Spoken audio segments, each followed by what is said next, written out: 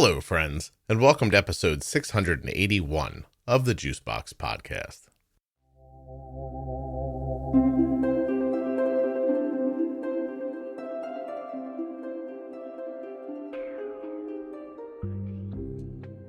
Today, I'm back with Jenny Smith for another episode of Defining Diabetes, and today Jenny and I are going to define all of the different types of diabetes. And there's more than you might think. There's type 1 and type 2, sure, but what about type 1.5? Is there a type 3, a type 8? We're going to find out.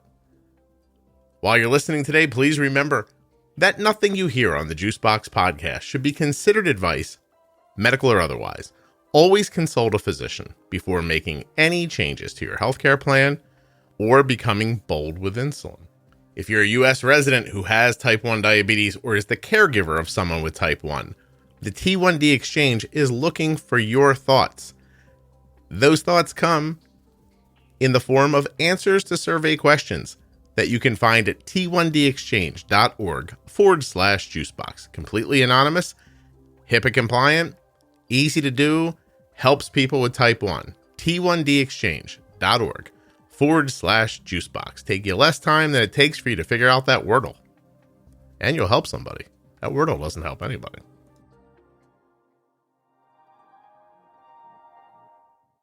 By the way, I got the Wordle last night in 3. I was pretty proud of myself.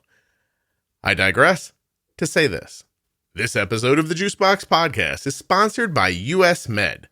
Get your diabetes supplies from US Med. I'm going to, in this episode of the podcast, when I get to the US Med ad, I'm going to read something that a listener sent me. For now, know this. White glove treatment, always 90 days worth of supplies. They have fast, free shipping. You get it every time. US Med. Check them out at usmed.com/juicebox or at 888-721-1514. At that link and that number, you get yourself a free benefits check and get started today with US Med. Hey, Jenny, how are you? I'm fine. How are you, Scott? Good. I want to do a defining episode today about the types of diabetes. Oh, fancy. And I was surprised by this. So, first, let's just get the one out of the way that I think will be easiest for us. Type 1 diabetes. What is it? Essentially a condition in the body that means that your pancreas is no longer producing insulin from the beta cells, right? Mm-hmm. There's been destruction of those beta cells to the effect that you now have virtually no or have no insulin production left. So, you might also hear it called juvenile diabetes, insulin-dependent diabetes. I think it's important to say it's a chronic condition. There's no known cure for it, and it's autoimmune. Correct. Right. So this happened because, go listen to another episode there's a Defining Diabetes episode about antibodies. That one, listen to that one if you want to know more about it. But the bare bones idea is you didn't do anything to get diabetes. Your body just got a little confused, took off after your beta cells instead of the flu or Coxsackie virus or whatever else you had that your body should have been doing that day. And now you do not have functioning beta cells in your pancreas. Correct. All right. So there's not going to be much to this, obviously, but we want to put them all in here together. So type 1 diabetes, that's what it is. Boom. Now you would think, obviously, we're going to go to type 2 diabetes because you all know how to count. You think 1 and then 2 comes after, but no. There's that would be too easy. There's a type 1.5 diabetes. That's LADA, right? That's LADA. Okay. Mm-hmm. In fact, I think more lately, it's definitely been referred to as LADA, latent autoimmune diabetes of the adult, right? Mm-hmm. I have heard the term 1.5 a lot less often, which I think is actually not a bad thing, because if you consider the true nature of that type of diabetes, it tends to be a lot more similar and is often classified with type 1, but happens truly in adults and is, for most people, a slower progression to diagnosis. Okay. So still is an autoimmune disorder or, an autoimmune condition where the body has destroyed beta cells. In adult, it seems to be a slower progressive destruction. Mm-hmm. So again, sort of a slower diagnostic. In fact, I've had a number of people that I've worked with who've actually been misdiagnosed because it was so slowly progressing that they were just initially diagnosed type 2, right, and they really weren't. Yeah, I hear about that a lot, actually. Mm-hmm. Does LADA have characteristics of both type 1 and type 2? Was it somebody being like cute when they named it? Like it's almost type 2 and almost type 1. It's in the middle. Nothing like that. Okay. Not really. I mean, again, there are characteristics, I think, in people who have either type 1 or type 2 that could cross and look similar to the other type of diabetes, being the two main types, type 1 and type 2, right? Mm-hmm. I mean, you could have some insulin resistance in type 1, which typically isn't the reason that it isn't the reason that type 1 is there, right? Mm-hmm. But they could have some resistance, which is much more classified with type 2. So somebody with LADA could certainly have some of both of those pieces, but LADA will be diagnosed because there will be antibodies present. Okay. So if I want to think about LADA in a really basic way, it's a very slow onset type 1 diabetes that only happens in adults. Right. You would not be a child and be diagnosed with LADA. Because of the super slow onset, people can confuse it for type 2 diabetes. In a general, yes. In a very easy way to say it, yes. Yeah, because you're still getting work out of your pancreas, but it's not shutting off kind of abruptly like you see with type 1. Correct. All right. So when you're saying a slow onset, it's not like a honeymoon. It's much more protracted than that. It is. And in fact, people diagnosed with LADA often have, once they actually get diagnosed and have the right tools to manage insulin, being a major one of them, right? Mm-hmm. They often then may have a longer honeymoon after they're actually diagnosed.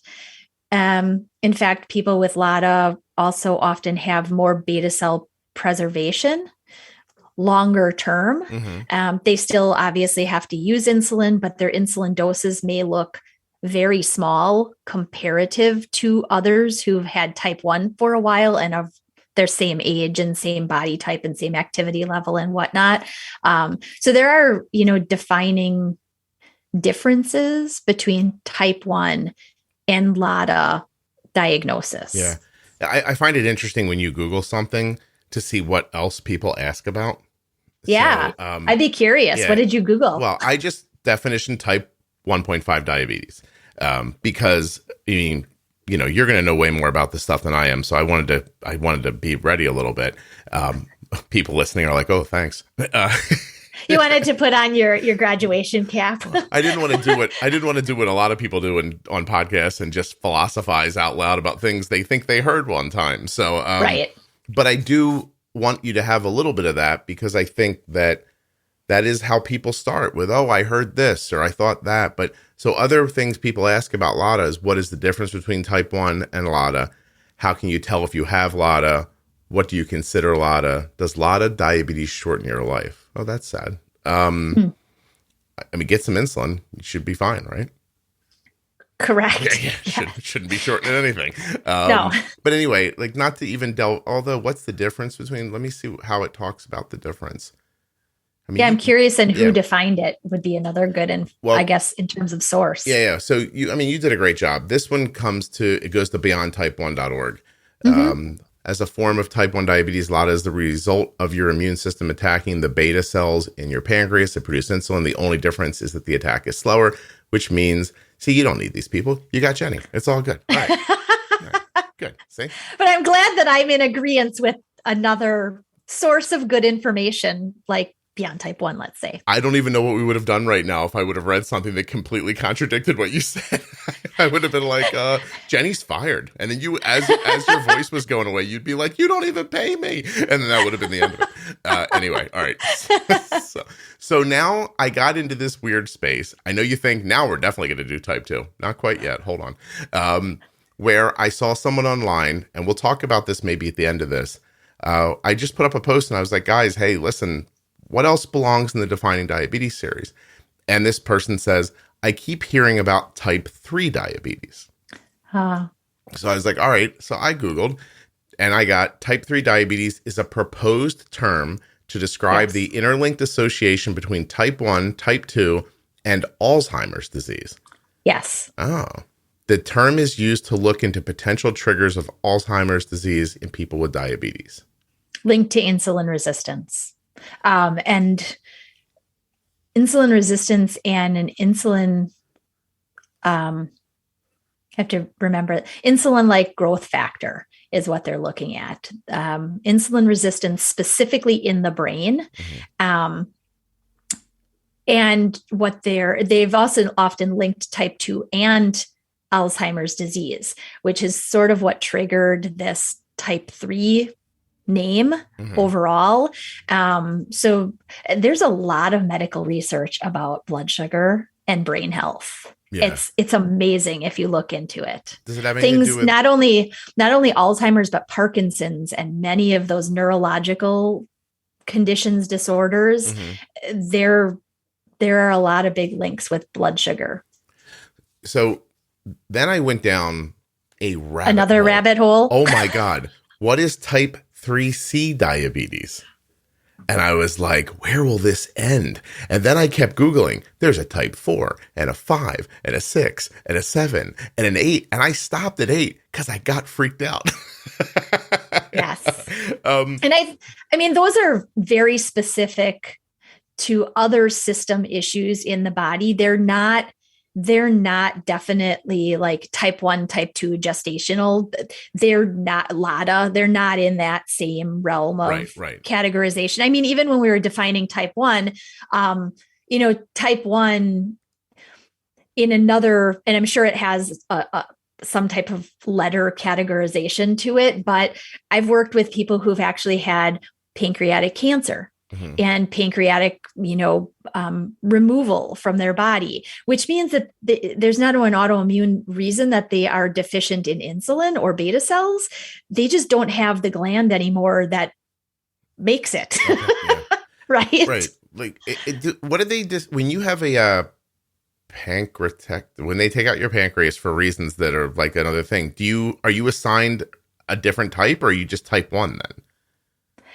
I believe that if it's a pancreatic cancer, that falls into the type 3C categorization. Interesting.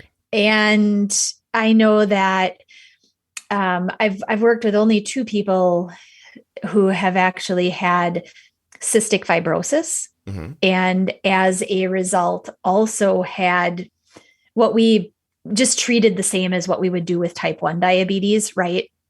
From a standpoint of management, it's insulin management. Both of them were on pumps, but that's not true type 1. There's another body condition there. Yeah, because the autoimmune didn't cause it. You're going to live like a type 1 after that, but you didn't technically ever have type 1 diabetes. Correct. Right? And I've interviewed a number of people who have had their pancreases removed for other reasons. And they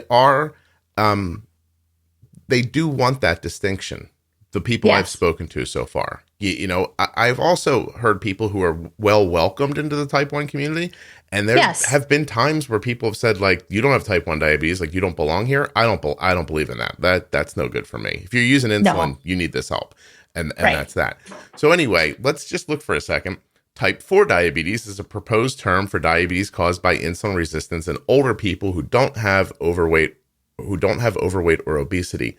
This is a 2015 study. So I think they just, as they're studying more and more things, they just keep applying this, because now when you get to type 5, it's called Moody 5.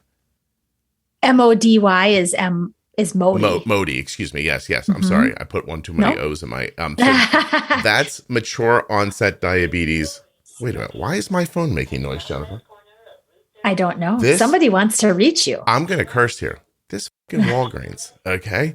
You leave a prescription, sit at Walgreens for 5 seconds. And they call you. They are up your ass. It's here. Come get it. It's here. I'm like, If I I needed know. it, Thank you. I'd be there already. Calm down. Now I gotta listen. It won't stop. Now it's gonna tell me when the pharmacist takes lunch. Is it noon? And they take an hour lunch. At least they do at my Walgreens. Well, God bless. That's fine. But I don't need to hear about it on the machine every time they call. Like this happened yesterday. See, they don't call me. They send me a text message. Well, I'm going to So then opt I don't out have of to this. hear anybody. Yeah, if you're listening to Walgreens, you screwed yourself because I'm going to opt out of this, you know? And I do find it help. Goodbye. She goes at the end, goodbye. Yeah, goodbye. Making a podcast here. It was very important that she made sure that you know that your prescription is all set. I think it was a computer even, Jenny. I don't know if it was a her. But okay, so so Modi is...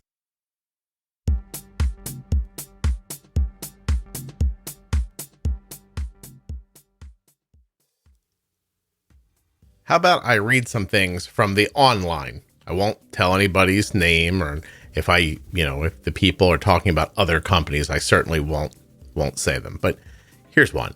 So far, one conversation with US Med has been infinitely more helpful than every conversation I've ever had with blank blank. Thank you so much for letting me know about US Med. Is it possible, another person says, that it really will be this easy? It's hard to believe when you've had to deal with other companies that make getting your diabetes supplies so difficult. It's hard to believe that anything could be better, but it can be with US Med. Here's what you do. You go to usmed.com/juicebox, get your free benefits check, and get started. Don't like the internet? Use a phone. 888-721-1514. They accept Medicare nationwide. US Med accepts 800 private insurers. They have an A+ rating with the Better Business Bureau. They carry everything from your insulin pumps to your diabetes testing supplies and everything in between. They have all the latest CGMs, Dexcom G6, Libre 2, and they've served over 1 million diabetes customers since 1996. US Med is where Arden is going to get Omnipod 5 from. US Med, they want you to get better service and better care than you're accustomed to. US Med is proud of their white glove treatment. Give them a chance. Hit the link, call the number, 888-721-1514, or go to usmed.com/juicebox. There are links in the show notes of your podcast player or at juiceboxpodcast.com to US Med and all of the sponsors. You could even find the T1D Exchange there. T1dexchange.org/juicebox. Take the survey. Dexcom, Omnipod, Contour, Gvoke, Touched by Type 1. They're all there. Check them out. Listen, if you have a need for these things, I hope you use my link. That's really it. When you support the sponsors, you're supporting the podcast. I'm not telling you to go buy an insulin pump you don't want. That would be silly. But if you want an Omnipod, use my link. You want a Dexcom, cha-cha-cha. You know what I mean? A 1, 2, cha-cha-cha. 3, 4, cha-cha-cha.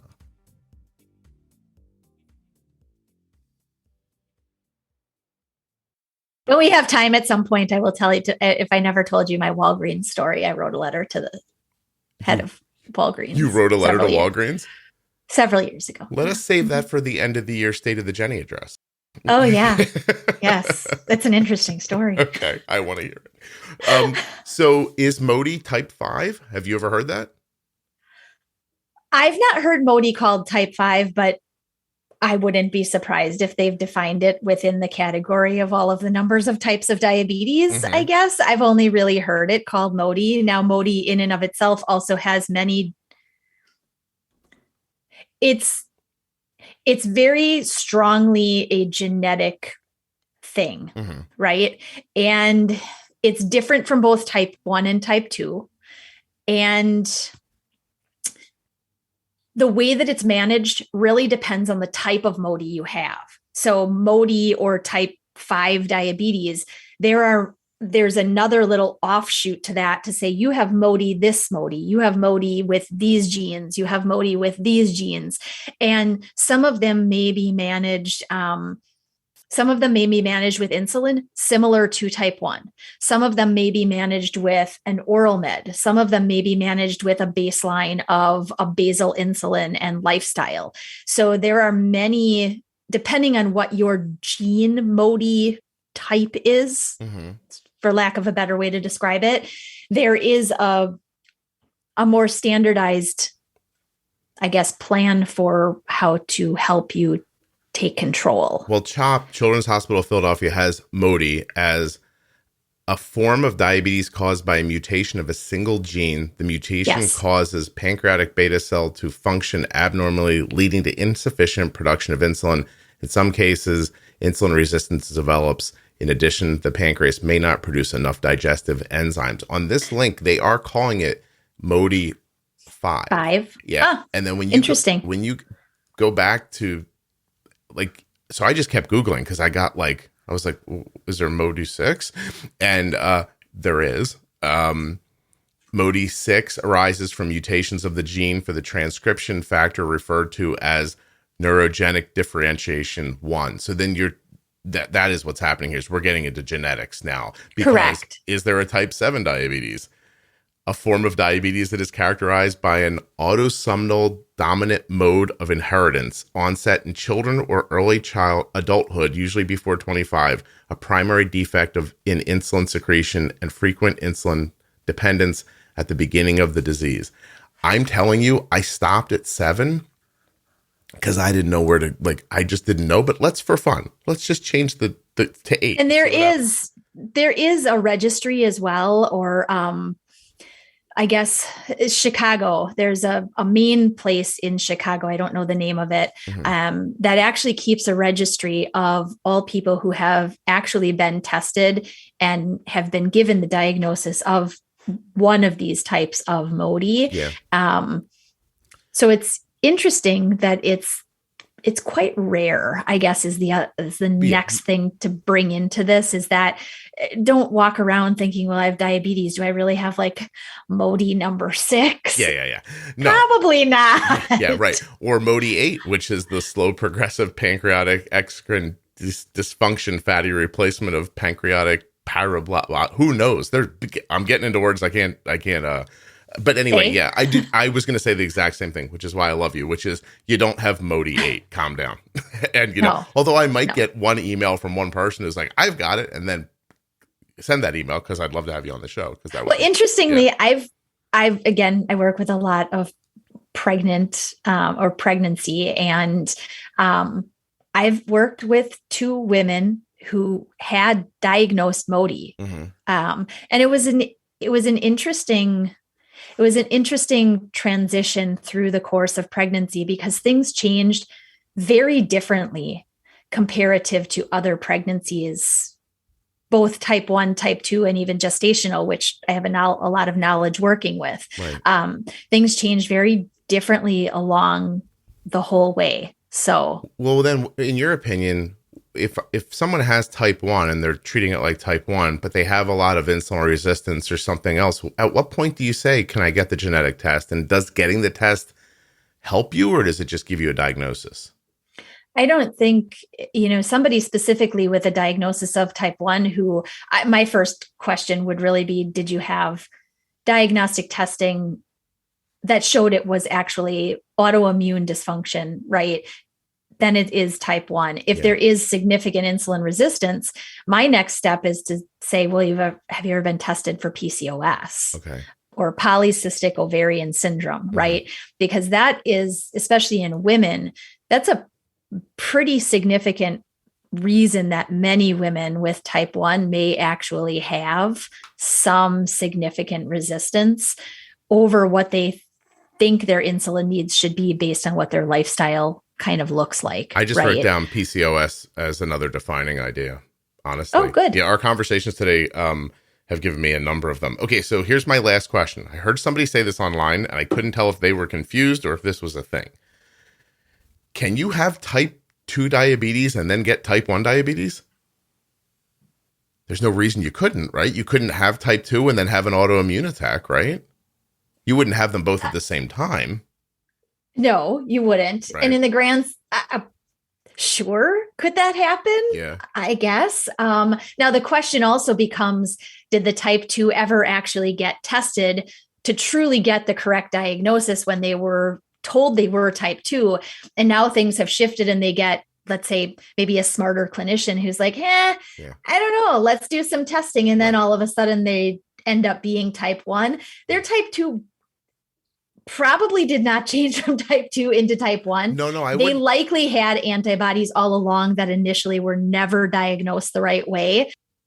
And so they've transitioned to now, yes, being told they're type 1, but the antibodies have probably always been there. I 100% agree that most people who are going to go through that process, that's exactly what's going to happen to them, anecdotally, from what I've heard from so many people. But what I'm saying is, could you not get type 2 diabetes, legitimately have type 2 diabetes, and then later in life have an autoimmune attack that gave you type 1? You could. Could happen. I would not leave anything to the realm of not possible in our world today. I want to hear from somebody who has had that happen to them, but there is no world where you would. But after that happened to you, would you still, now we're just philosophizing, would you still have type 2 diabetes and type 1 diabetes? You may still retain some of, as you've asked before about resistance, you may still retain some of the characteristics of type 2. Possibly. I want to hear from those people as well. Yeah, that would be certainly interesting. Now, I thought you were going more the realm of somebody with type 2, which I know we haven't defined type 2 yet. In a second. But we'll get there. But somebody with type 2 who, let's say, they know that they don't have type 1. They had a really good doctor. Their doctor did do testing and everything. There were no, antibodies or anything there. And they were doing really well with lifestyle and maybe oral medications and whatnot. And now they have to use insulin. That doesn't mean that they're type 1. If just because you have stopped being able to solely make use of oral meds and you have to start using insulin as a type 2, you are still a person with type 2 diabetes. Yeah. Okay. You are not a person with type 1 just because you're using insulin. Right. You're type 2 who uses insulin. Yes. And then a doctor would call that insulin dependent type 2, right? Usually that's how they talk about it in your chart. Yeah. Yeah. Okay. All right. So here's the last bit. I get to have more and more people with type 2 diabetes in the Facebook group, which has been really wonderful because I'm seeing people with type 2 who use insulin having a ton of success by listening to the podcast. I know people with type 2 in my own life, some in my own family. I've talked to people for years who have it. I have consistently been stunned by how little people with type 2 diabetes seem to understand type 2 diabetes, how little they're taught about it, how often it's enough of a boogeyman in their life that they don't even want to look into it. And for me, I just always find it to be sad. I wish if they knew more, they would know more. I personally, I've been dying to have more type 2s on the podcast. It's hard to get them to come on because I wish they would, because I would like to, from my perspective, I'd like to have type 2s come on and teach me about type 2 diabetes. Like, I would love to have those conversations just so other people could hear them. But for the purposes of a definition, I want you to tell me what type 2 diabetes is, because as I sit here, I wonder if I know.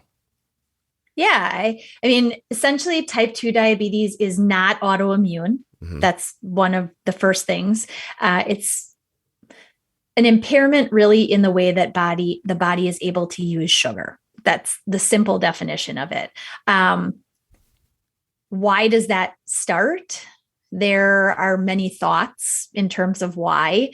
Certainly lifestyle is one of the biggest ones that most people hear in terms of, activity level, weight. Genetics can also play a big role in type 2 diabetes as well.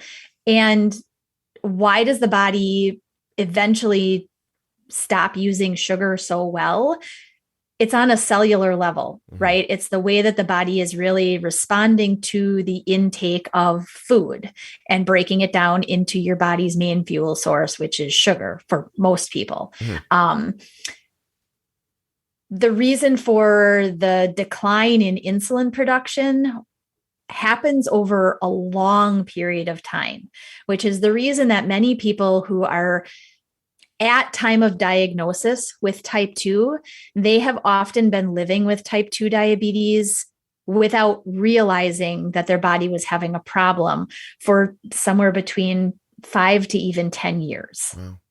So what ends up happening is that the cells become less able to use sugar, which what does that do? It leaves more sugar in the bloodstream than should be there. Mm-hmm. And the body is an amazing thing. It's a self-healing machine. It tries really hard to do its best to keep you healthy. So what it does is it sees more sugar and it tries to ramp up the production of insulin. Mm-hmm. And for a time, that can work. So people that are having this sugar, resistance essentially, or inaccurate use of sugar, their body is ramping up insulin production enough that their blood tests may not show any problems, mm-hmm. which means that, again, the doctor doesn't think that there's a problem there. Okay. And then over time, what happens when you overuse anything? It gets tired. Yeah. And so these beta cells get worn out from trying to there's that word, hyper produce insulin. And they can't keep up anymore. Okay. And so now in terms of testing, fasting testing, or especially testing in the post-meal time period, those are the points that a doctor could find glucose excursions that are well beyond what a person without any dysfunction in their body should have. Mm-hmm. So it's kind of a cascade of things that happens over a long period of time. Right. Very unlike diagnosis of type 1, which is pretty quick onset for most people. Yeah. I intend to dig into this more throughout the podcast because in my heart, like, I think when you have a person with type 1 diabetes in your life that you're taking care of, it takes a toll on your health too. And I'm trying to think big picture and long term here, but how many people who have young kids with type 1 right now are going to end up sleep deprived or time deprived and suddenly start ordering out more or cooking from boxes more or something like that. And maybe they'll end up in a similar situation with type 2 diabetes down the road. I want them to be aware of it as much as they can. Because that number, like when you hear people talk about how many people with diabetes there are, and they don't in the world. Yeah. And they don't distinguish between type 1 or type 2 or a certain country. The number you always see that's frightening is the undiagnosed number. That expectation of what that number is insane. It really is. And I mean, is type 2 impactable once you have it? Is it impactable always with diet or just sometimes with diet? Like, it's not like if you could force everyone with type 2 diabetes to eat exactly the same way, they wouldn't all have the same outcomes, right? Not necessarily. Okay. And I think that goes along with, again, where do you catch diagnosis? If the body has been so stressed over trying to do as well as it can for you for a long time, there may have been enough beta cell destruction that you're never really going to get back to a baseline of no kind of medication, right? Some lifestyle changes can last a very long time, but it's like anything. It's the sticking to that management plan and not veering from it. Yeah. Right. And then I think the other piece that you bring in terms of like knowledge is the sticking with it it's a really hard thing. And when you've been sticking with it, and then your doctor says, well, your numbers are still climbing. And you think, well, gosh, I'm doing everything. Yeah, and it was working. What is the point now? Right. If you're going to throw medication at me, despite my really good efforts at doing everything. And that's where, in working with a lot of type 2 population in the past, there's a lot of like defeat in that. And the explanation that I always gave is your type 2 it's a progressive condition. It is. And at some point you may need medication.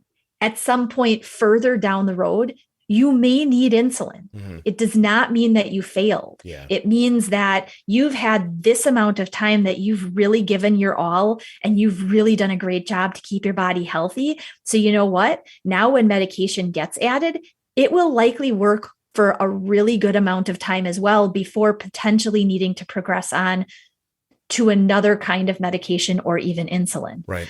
Um, I have a recording already done, and I have another one coming up with both type 2s who through the podcast have really astonishing outcomes, like really well. A woman with an A1C, I just saw her online the other day in the 4s.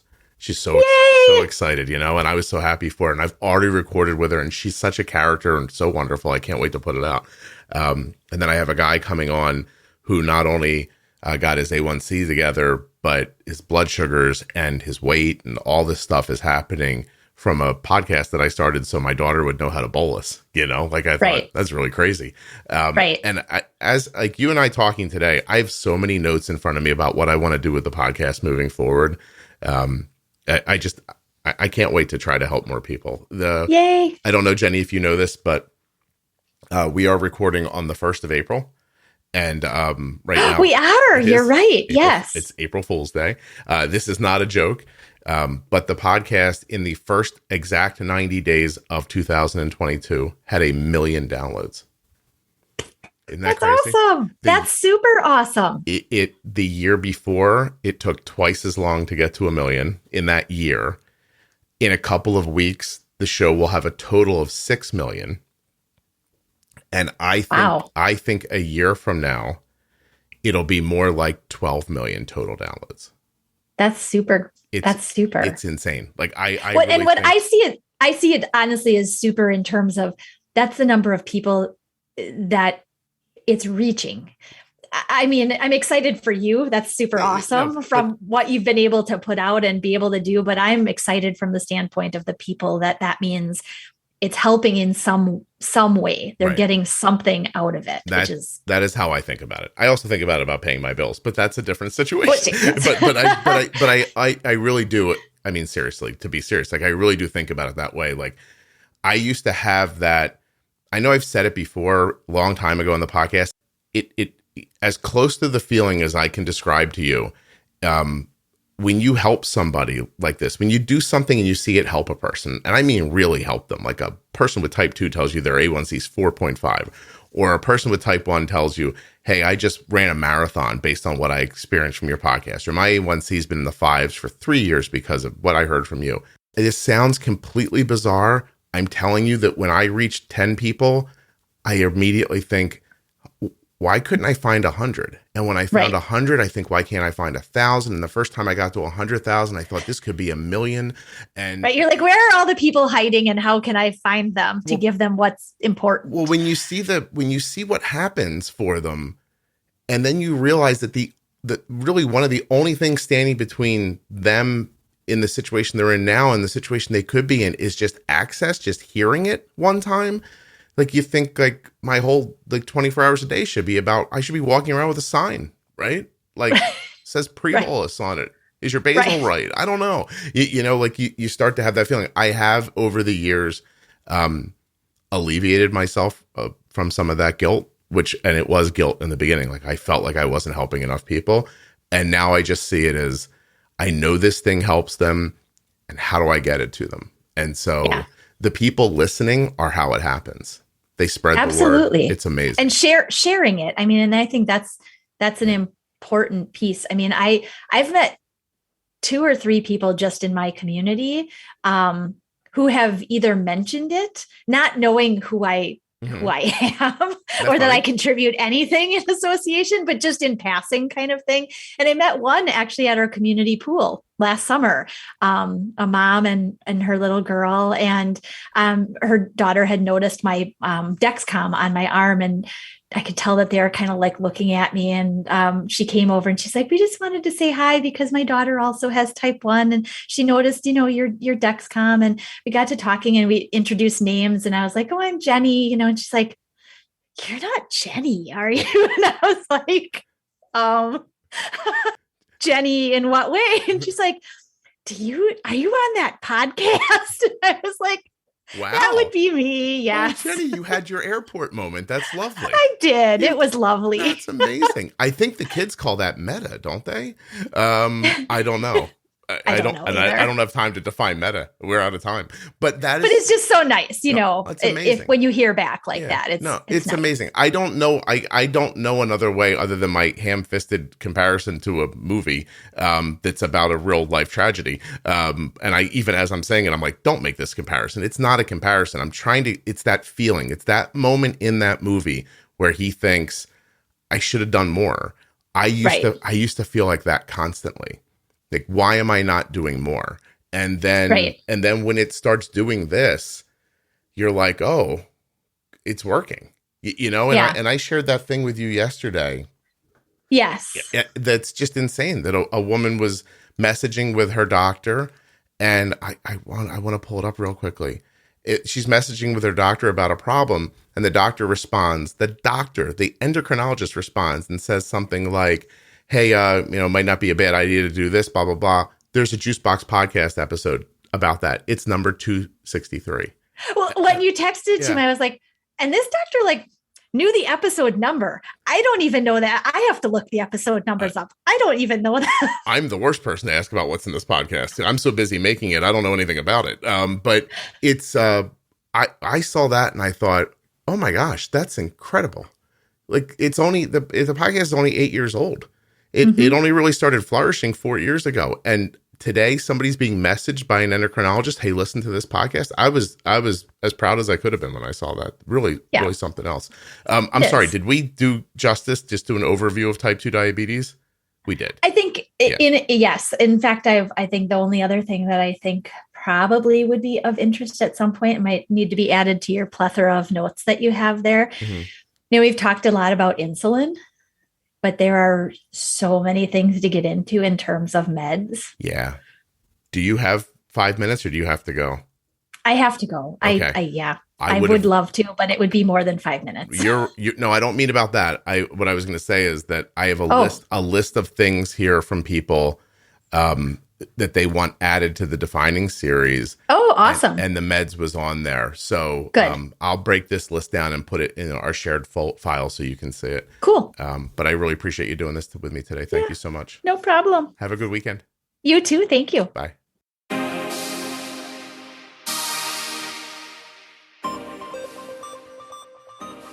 First, I'd like to thank Jenny Smith and remind you that she works at integrateddiabetes.com. She's for hire. You can get Jenny to help you with your diabetes. Let me also thank US Med and remind you to go to usmed.com/juicebox or to call 888-721-1514 to get your free benefits check. US Med. Take the survey at t1dexchange.org/juicebox. Find the Diabetes Pro Tips at diabetesprotip.com or at juiceboxpodcast.com or by going to episode 210 in your podcast player.